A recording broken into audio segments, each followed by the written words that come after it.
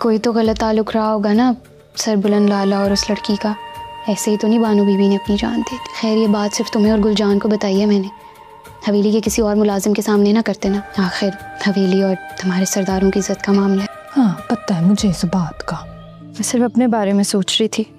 اب خود اتنی مشکل میں تھے، اس کے باوجود آپ نے میرا اتنا خیال رکھا کا بہت بڑا احسان ہے مجھ پر.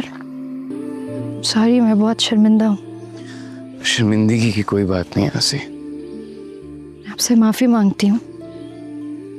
معافی مانگنے کی بھی ضرورت نہیں ہے. خان جی آپ ٹھیک ہیں؟ یہ سب کیسے ہوا؟ سب بتاتا ہوں، ابھی آپ میری بات سنو گلزمہ. آپ زرمالہ بی بی کو لے کر واپس سے ویلی جاؤ گے اور پچھلے رستے سے جاؤ گے تاکہ کوئی دیکھ نہ سکے. جی بہتر خان جی. حکمت خان اب یہاں پر ہی رکو گے. جی خان جی. کچھ دیر میں واپس جائیں گے. اور تم تھی کہاں کل سے؟ کہاں سے آ رہی تھی مطلب؟ تمہارا اس بات سے کیا تعلق ہے؟ ابھی جا کے بتاؤں سراب خان جی کو؟ اچھا بتا دو.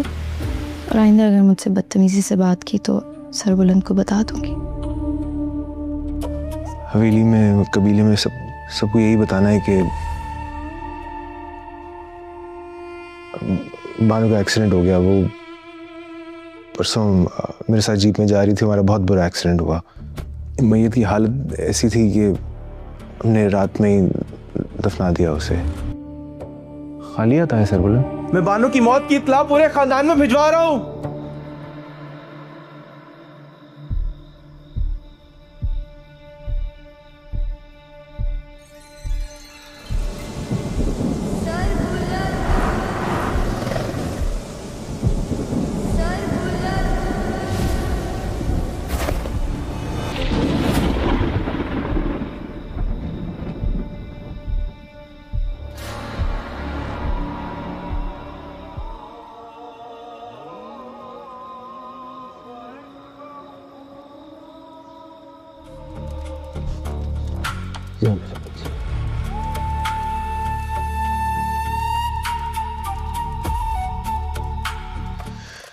آنے دے سربلند کو، دیکھ لیں گے اس کو. بندہ ہے نا سردار، جذباتی نہ ہو. بڑے فائدے کا سوچ، بڑے فائدے کا. کل کو تو نے یہ گھڑی الف خان کا سردار بننا ہے. سربلند خان اور سراب خان کو مار کے دیکھ. کبھی کبھی بڑے فائدے کے لیے پیچھے 2 قدم ہٹ جانا بے وقوفی نہیں ہے. ابھی تیرا زندہ رہنا بہت ضروری ہے. لیکن ماما میں بس بس سمجھ نہیں آ رہی تجھے میری بات؟ میں جو کہہ رہا ہوں وہ سمجھ. میں تیرے فائدے کی بات کر رہا ہوں. میں خود سے زیادہ تجھ پر بھروسہ کرتا ہوں. سراب خان کی بہن حادثے میں مر گئی. چلو یہ بھی اچھی بات ہے. حیات خان کے خاندان میں غم اور مصیبتیں آتی جا رہی ہیں.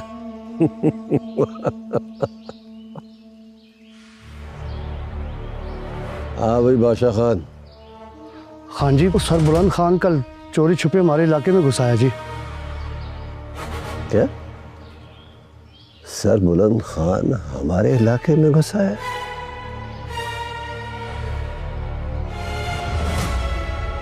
اور تم لوگ کیا کر رہے تھے؟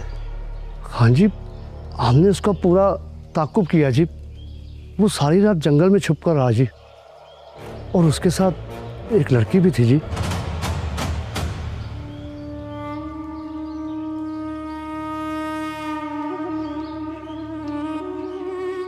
لڑکی؟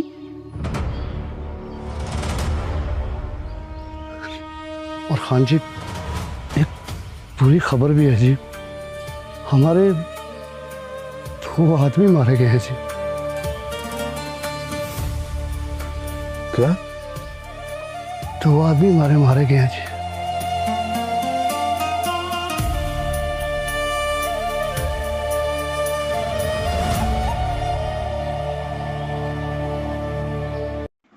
अस्सलामुअलैकुम नाजरीन, जैसा कि आप जानते हैं कि संजीर अपने अरूज को पहुंच रहा है। जैसे जैसे किस्त ब किस्त आगे जा रहा है शायकीन के दिल में इसके लिए मोहब्बत ज़्यादा बढ़ती जा रही है। जैसे कि आप जानते हैं कि बिया को ये उसके दिल में ये बात बैठ चुकी है कि दुश्मन उसको मारने आए थे और उसकी जगह मुदस्सिर को मार कर चले गए, और ये बात उसको बिल्कुल सुकून नहीं लेने दे रही। वो अपने आप को मुदस्सिर का मुजरिम समझ रही है। वो ये समझ रही है कि उसके बदले में उसका प्यारा मुदस्सिर जान से चला गया। अब नाजरीन, जैसा कि अब बिया का हवेली में रहना भी मुश्किल तरीन होता जा रहा है, क्योंकि सब उसको शक की नज़र से देखते हैं। ये शक की नज़र सिर्फ़ और सिर्फ इसलिए है क्योंकि सरबुलंद बिया को बहुत ज़्यादा तवज्जो देता है और उसका ख़याल रखता है, और यही ख़याल बानो के दिल में शक की चिंगारी के लिए काफ़ी है। लेकिन सरबुलंद सिर्फ़ और सिर्फ अपने दिल का अच्छा होने की वजह से, और इसकी दूसरी वजह ये भी थी कि मुदस्सिर ने मरते वक्त बिया का ख़याल रखना उसके ज़िम्मे लगाया था कि उसने हर हाल में बिया की हिफाजत करनी है और बिया का ख़याल रखना है।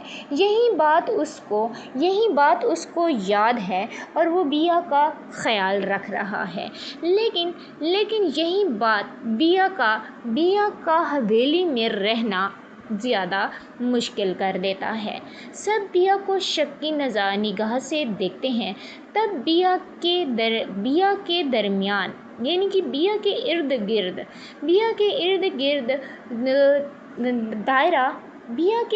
गिर्द दायरा बहुत ज़्यादा कम कर दिया जाता है। अब बिया हवेली में मज़ीद नहीं रह सकती। बिया अब सोच लेती है कि या तो वो किसी और jagah जाएगी या फिर अपने मामा के पास वापस जाएगी।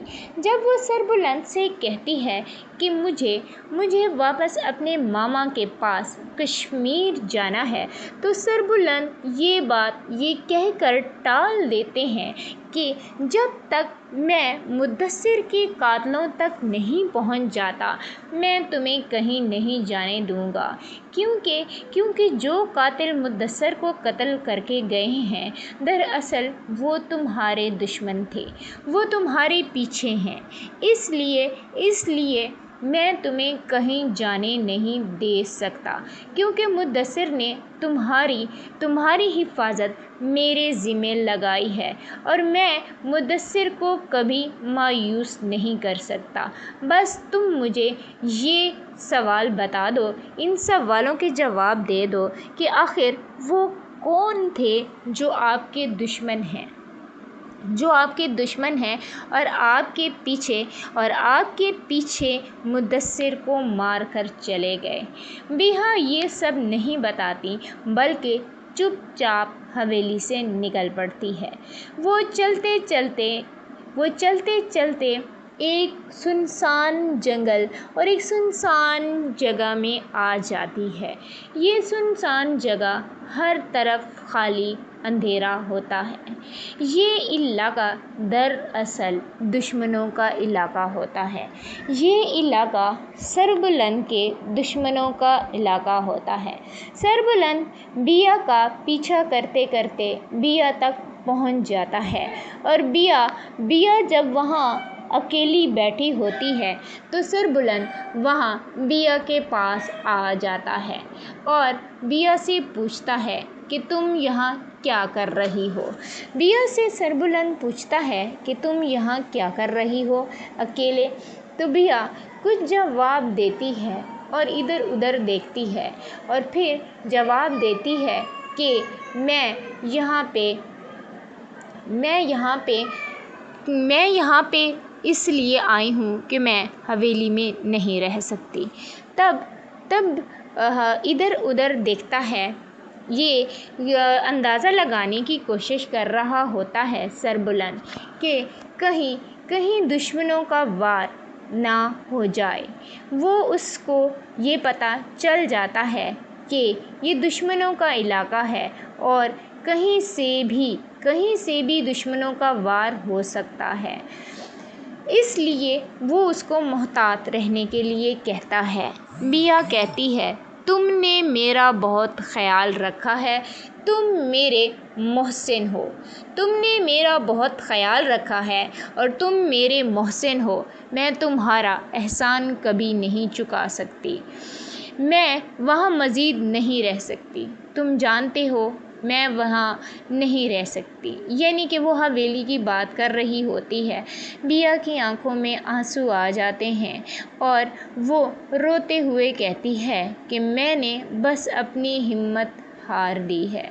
सरबुलंद पूछता है कि क्यों, ऐसा क्यों है? तो बिया जवाब में कहती है कि अपनी तज़लील बर्दाश्त करना बहुत मुश्किल होता है। वो ज़ारो कतार रो रही होती है और ये सरबुलंद को बता रही होती है कि मैं अपनी ज़िल्लत बर्दाश्त नहीं कर सकती। तब सरबुलंद भी ये सुनकर परेशान हो जाता है। फिर कहती है कि मेरा नाम आपके साथ गलत तौर पर उठाया जा रहा है। ये सरबुलंद को बताती है कि इस हद तक बिया कहती है कि मुझे शहरबानों की गुमशुदगी का ज़िम्मेदार भी ठहराया जा रहा है। हवेली में मुझे शेरबानों की गुमशुदगी का ज़िम्मेदार ठहराया जा रहा है। सबसे पहले मैं ये बिल्कुल बर्दाश्त नहीं कर सकती। ये ज़िल्लत बर्दाश्त करने की हिम्मत कहाँ से मिलेगी मुझे? ये रोते हुए बिया सरबुलंद से कहती है कि अगर ये सब कुछ आपके साथ होता, अगर आप मेरी जगह होते तो आप क्या करते? बिया ये सवाल सरबुलंद से करती है। सरबुलंद निहायत परेशानी की हालत में बैठा होता है और बिया की तरफ देख रहा होता है। अब वो कुछ जवाब देने के लिए सोच रहा होता है। तब बिया रोते हुए उसकी तरफ देखती है और एक लंबी सांस लेती है और उससे नज़रें चुरा लेती है। तब हवेली के मंज़र दिखाते हैं और उसमें हमें बानो की भाभी दिखाते हैं और उससे एक नौकरानी बातचीत कर रही होती है। बानो की भाभी जब अंदर आती है तो कहती है कि जब वो इससे बहुत प्यार करता है। बानो की नौकरानी अपनी मालकन से कहती है, भाभी नूर, मैं आपको एक बात बताना चाहती हूँ। वो लड़की ज़रमला, मैंने इसके लिए कुछ खाना लिया, भूल जाओ, ये कहती है उसकी भाभी यानी कि बानो की भाभी कहती है कि तुम सब भूल जाओ। बानो की भाभी कहीं से आ रही होती है। बानो की भाभी बाहर से आ रही होती है और अपने सामने नौकरानी को पाकर वो नौकरानी की तरफ इशारा करती है। फिर नौकरानी उससे चादर ले लेती है और वो कहती है कि नौकरानी उससे कुछ बताने की कोशिश करती है और बेगम जी से यानी कि भाभी से वो दुपट्टा लेकर तह करने लगती है। तब वो शायद उसकी भाभी बहुत थकी होती है। भाभी नूर, मैं आपसे कुछ कहना चाहती हूँ। वो लड़की ज़रमला जो आपके कमरे में काम करती है, मैंने इसके लिए कुछ खाना छोड़ा था। तो तब भाभी उसकी यानी कि मालकन उसकी बात को काट कर कहती है कि तुम जाओ और इन सब बातों को भूल जाओ। एक लंबा सांस लेती है उसकी भाभी और सोफ़े पर बैठ जाती है। दूसरी तरफ सरबुलंद निहायत परेशानी की हालत में ये सब बातें सुन रहा होता है और कहता है कि बाज़ औक़ात लोग किसी मकसद के लिए समझे बगैर बात करते हैं। कहते हैं कि तुम्हें ऐसा नहीं करना चाहिए। इसका मतलब ये नहीं कि मैं इसको सच्चाई समझूंगा। सहर अब भाई ने भी मुझे शेरबानो की गुमशुदगी का ज़िम्मेदार ठहराया है, लेकिन मैं इस इल्ज़ाम को अपनी ज़िंदगी पर बोझ बनने नहीं दूंगा, क्योंकि मैं अपनी हकीकत जानता हूँ कि मैं ऐसा नहीं कर सकता। आपकी तरह इसी तरह मैं भी इस हकीकत को जानता हूँ, आपकी वजह से किसी को नुकसान नहीं पहुँचा।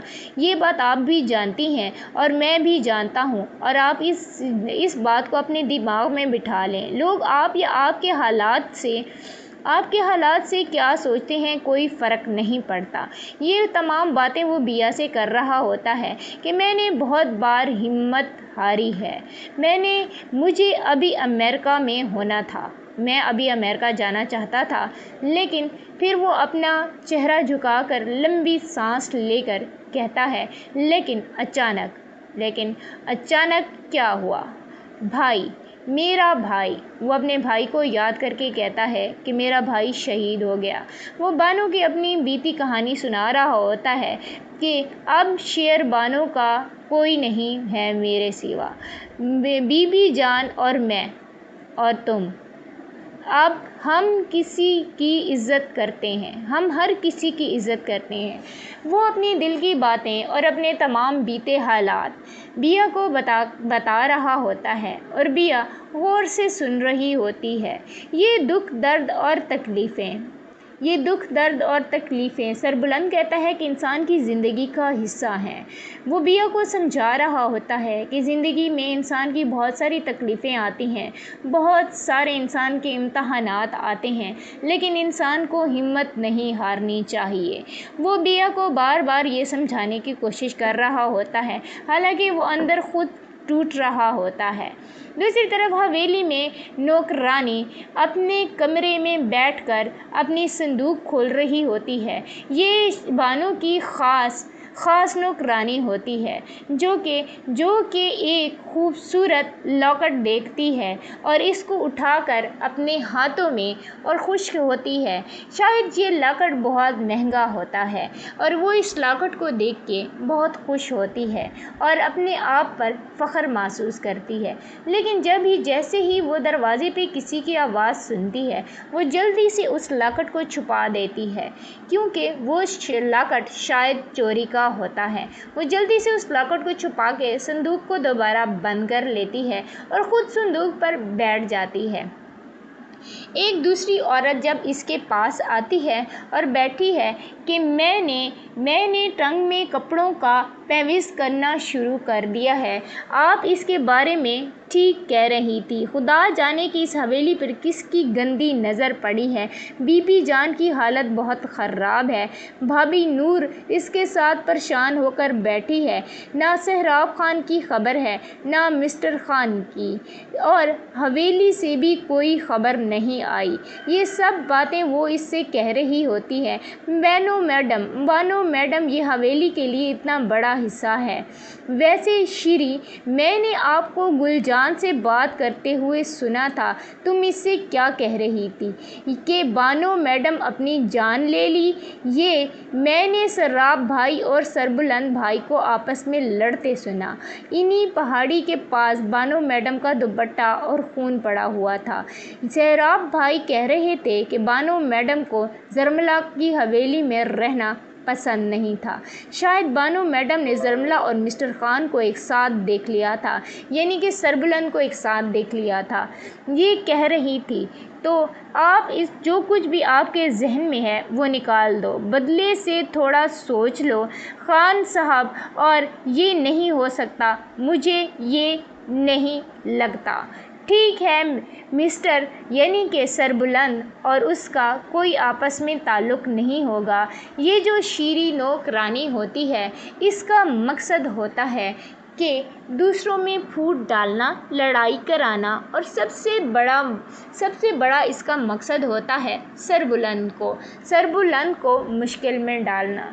दूसरी नौकरानी कहती है कि हाँ, मैं सोचती हूँ ٹھیک ہے میرے بستر سے تم اٹھو۔ شیری اس کو اٹھنے کا کہتی ہے اور اس کو اپنے بستر سے اٹھا کر اپنی صندوق کو تالا لگا دیتی ہے۔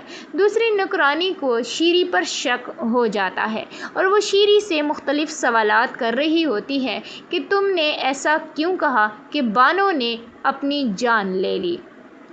تب شیری شرمندگی سے بات کو بدل دیتی ہے۔ دوسری طرف سربلند بیا کو پہاڑوں میں جنگلوں میں لیے پھر رہا ہے۔ وہ اس کی پوری طرح سے حفاظت کر رہا ہے۔ سربلند کبھی بھی اپنے ہوتے ہوئے بیا کو کچھ بھی نہیں ہونے دے گا۔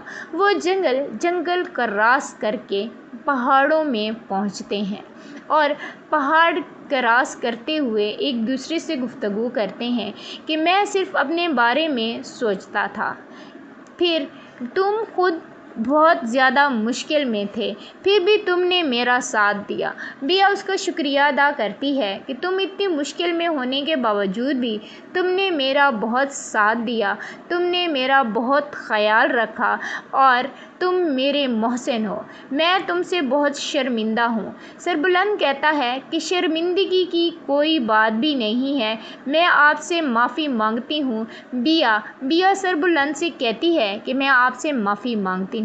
سربلند اسے کہتا ہے کہ معافی مانگنے کی بھی ضرورت نہیں ہے، آپ کا اندراک یہی ہے۔ دونوں سفر کرتے ہوئے آگے چل رہے ہوتے ہیں۔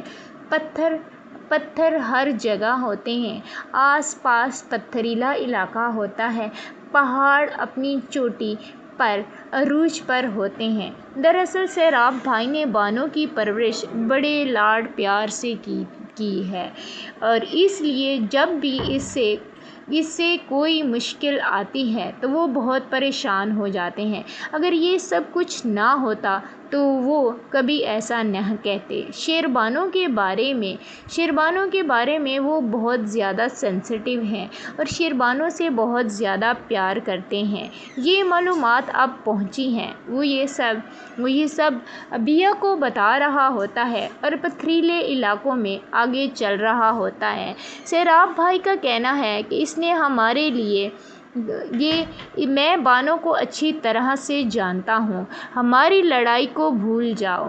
یہ دنیا میں کوئی ایسا بوجھ نہیں ہے کہ اسے انتہائی دل تک اٹھا لیا جائے۔ شیربانو بہت سمجھدار لڑکی ہے، وہ کبھی بھی ایسا سٹیپ نہیں لے گی۔ میں اسے جانتا ہوں، لیکن جب تک میں اسے جانتا ہوں، جہاں تک مجھے یقین ہے کہ وہ ایسا کچھ بھی نہیں کرے گی۔ وہ تم سے بہت پیار کرتی ہے۔ بیا کہتی ہے کہ اس کے لیے میں صرف ایک اجنبی ہوں، لیکن میں جانتی ہوں کہ میں اس کے لیے صرف اجنبی ہوں، لیکن وہ تم سے بہت زیادہ پیار کرتی ہے۔ تو میرا خیال ہے کہ آپ کو یہ خیال بھی اپنے دل سے نکال دینا چاہیے کہ وہ آپ سے ناراض ہو کر کچھ ایسا ویسا کر بھی سکتی ہے۔ بیا یہ کہہ رہی ہوتی ہے سربلند سے، تم فکر نہ کرو، اللہ نے چاہا تو سب ٹھیک ہو جائے گا۔ دوسری طرف ایک شخص دوربین لگائے بیا اور سربلند کو دیکھ رہا ہوتا ہے اور خوشی سے اچھل کر بھاگ جاتا ہے جیسے اس نے کوئی خزانہ ڈھونڈ لیا ہو۔ بیا جب پیچھے مڑ کر دیکھتی ہے، وہ کچھ ایسا دیکھتی ہے کہ پریشان سی ہو جاتی ہے۔ کسی نے پستول رکھا ہوتا ہے سربلند کے پیچھے اور اسے اریسٹ کیا ہوتا ہے۔ وہ بیا پریشان ہو جاتی ہے اور پریشانی کی حالت میں وہ اس کی طرف دیکھتی ہے۔ کسی نے سربلند کے سر پر پستول رکھا ہوتا ہے۔ وہ شخص کون ہے؟ آپ ہمارے علاقے میں کیا کر رہے ہو؟ وہ یہ کہتا ہے اور اس پہ گولی چل جاتی ہے۔ یہ گولی کس نے چلائی؟ سارے کے سارے اس کے قریب آ جاتے ہیں۔ یہ لوگ کون ہیں؟ خان صاحب کیا کر رہے ہیں؟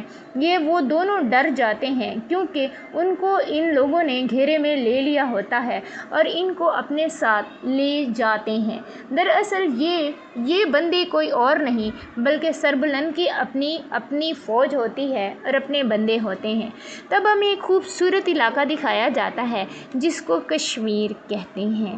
یہ علاقہ سرسبز اور خوبصورت علاقہ پہاڑی سے گھرا ہوا اور حسین منظر دکھاتا ہوا، یہ خوبصورت منظر دکھاتا ہوا علاقہ کشمیر ہوتا ہے جہاں سربلند آ جاتا ہے۔ کچھ آدمی بھاگتے ہوئے آتے ہیں اور کہتے ہیں کہ اللہ کا شکر ہے خان صاحب آپ زندہ ہیں، ہم سب آپ کے لیے بہت پریشان تھے، مجھے بھول جاؤ، بتاؤ بی بی جان کیسی ہے، کیا وہ ہسپتال میں ہے؟ خان صاحب وہ واپس آ گئے ہیں اور ہم کافی پریشان تھے۔ خان صاحب وہ سربلند کو خان صاحب کہہ کر پکار رہے ہوتے ہیں کیونکہ وہ سب کے سب سربلند کو خان صاحب ہی کہتے ہیں۔ آپ میرے پیچھے کا راستہ نہیں چھوڑو گے حکمت خان، تم رہو گے میرے آگے؟ خان صاحب وہ کہتا ہے جی خان صاحب میں تھوڑی دیر میں آتا ہوں، اور تم یہ معاملہ اب آگے بڑھنا نہیں چاہیے، تمام محافظوں کو اپنے طریقے سے سمجھا دو، کوئی کچھ بھی نہ کرے گا، مجھ سے برا کوئی نہیں ہوگا، اگر کچھ غلط ہوا تو تمام کے تمام گنرز کہتے ہیں کہ جی خان صاحب ہم آپ کے لیے حاضر ہیں۔ سربلند بہت پریشان ہوتا ہے اور پریشانی کی حالت میں آگے آتا ہے اور بیا سے کہتا ہے کہ زرملا بیا کو گل زمان تمہیں واپس حویلی پہنچا دے گا، وہ پچھلے راستے سے جائے گا، بلکہ تم آرام کرو، میں تھوڑی دیر میں آتا ہوں۔ یہ وہ بیا کو کہہ کر پھر گلزمان کو آواز کرتا ہے، گلزمان آگے بڑھتا ہے اور بیا کو اپنے ساتھ لے جاتا ہے، بیا کو اپنے ساتھ وہ حویلی کے پچھلے راستے سے لے جائے گا۔ جب پھر آگے سربلند ٹھہرا ایک گہری سوچ میں ہوتا ہے اور کچھ سوچ رہا ہوتا ہے، تب سربلند بھی اپنی منزل کی طرف روانہ ہو جاتا ہے۔ سربلند اب اپنی منزل کی طرف روانہ ہو جاتا ہے۔ دوسری طرف شیری جو کہ ان کی نوکر ہوتی ہے وہ نکلتے ہوئے بیا کو اور گلزمان کو دیکھ لیتی ہے، وہ دیکھتے ہی پیچھے ہٹ کر ان کو چوری دیکھنے لگتی ہے اور ان کا شاید پیچھا کرتی ہے۔ تب گلزمان اسے پیچھے کے راستے سے آگے کا راستہ دکھا دیتا ہے کہ یہاں سے جانا ہے۔ یہ سب شیری دیکھ رہی ہوتی ہے اور پھر چھپ جاتی ہے۔ اب شیری کے دماغ میں بہت ساری باتیں چل رہی ہوتی ہیں۔ آگے شیری کیا کرتی ہے ہم دیکھتے ہیں۔ شیری آگے بڑھ کر آ جاتی ہے اور اسی راستے کو فالو کرنے لگتی ہے جس راستے پہ بانو چلی تھی۔ اب شیرزمان واپس چلا جاتا ہے اور شیری آگے آہستہ آگے جا رہی ہوتی ہے اور بیا کو فالو کر رہی ہوتی ہے۔ پھر ایک کمرے میں جہاں پر اس کی بھابھی ہوتی ہے، پھر وہ آگے بڑھ کر ایک کھڑکی سے پردے ہٹا دیتی ہے۔ دوسری طرف ہمیں بیا دکھائی دیتے ہیں۔